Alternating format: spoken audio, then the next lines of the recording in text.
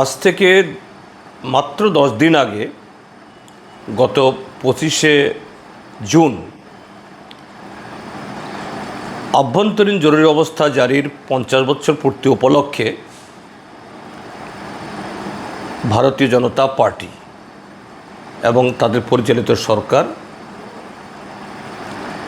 Gazette notification করে সেই দিবসটিকে সংবিধান হত্যা দিবস হিসাবে সারা দেশে তারা উদযাপন করেছেন। অর্থাৎ ভারতীয় জনতা পার্টি হলো যে ভারতীয় গণতন্ত্রের সবচেয়ে শক্তিশালী, উজ্জ্বল বা একনিষ্ঠ রক্ষক বা ভক্ত হিসাবে। কিন্তু সেই দল পরিচালিত সরকার এবং সেই দল ত্রিপুরাজ্যে প্রতিদিন সংবিধানকে হত্যা করছে, ক্ষতবিক্ষত করছে, জনগণের সাংবিধানিক অধিকার কেড়ে নিচ্ছে। আজকে তারই একটি নগ্নতম ঘটনা ঘটে গেল। আজকে সকালের দিকে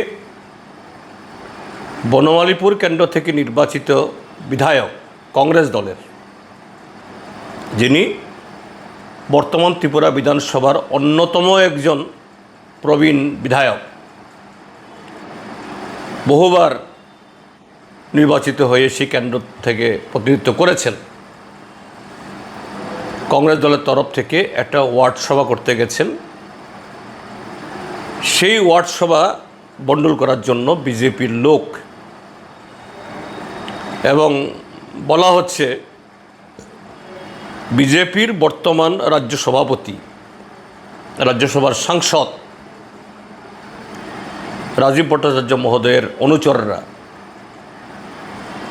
সেখানে এই একটা রাজনৈতিক দলের একটা কর্মসূচি বানচাল করার জন্য সেখানে প্রায় সশস্ত্র অবস্থায় গিয়ে পৌঁছেছে, অশ্রাব্য গালিগালাজ করেছে। যথারীতি বিজেপি সরকার পরিচালিত পুলিশ তারা নিষ্ক্রিয় কলা গাছের মতো দাঁড়িয়ে দাঁড়িয়ে তারা ভারতীয় জনতা পার্টির এই যুবকদের তাদের এই গণতান্ত্রিক অধিকার হরণ, একটা নির্বাচিত বিধায়ককে তার কাজে বাধা দেওয়া, এটা করেছেন। তারা নির্দর্শ হয়ে দাঁড়িয়েছেন সেখানে। তো এই জায়গাতেই ভারতীয় জনতা পার্টি তারা কতটুকু গণতান্ত্রিক, সংবিধানকে মানেন, এইভাবেই তারা তার পরিচয় দিচ্ছেন। আমি এই ঘটনার তীব্র নিন্দা জানাচ্ছি। এই সাম্প্রতিক সময়েতে বেশ কয়েকবার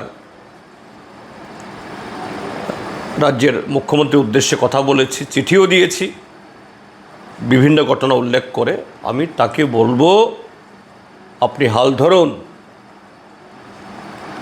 যেভাবে এই ফ্র্যাঙ্কেনস্টাইন আপনারা তৈরি করছেন, এই ফ্র্যাঙ্কেনস্টাইন কিন্তু মাননীয় মুখ্যমন্ত্রী আপনাকেও ছাড়বে না।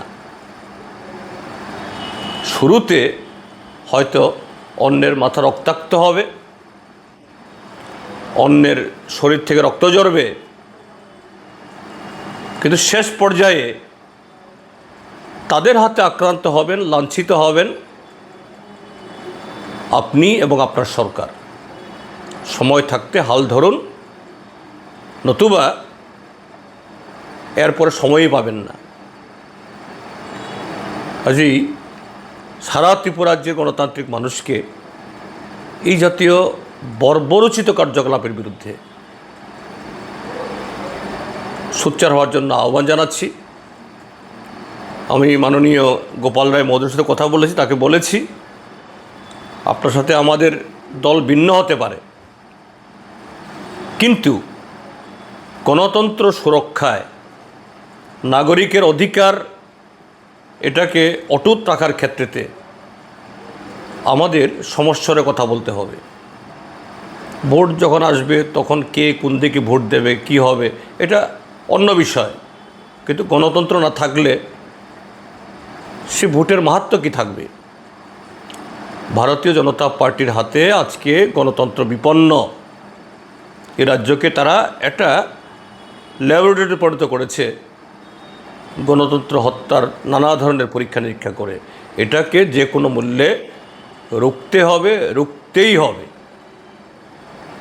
এ হলো ব্যক্তিগতভাবে আমার এবং আমাদের পার্টির অভিমত এই ঘটনার ক্ষেত্রে।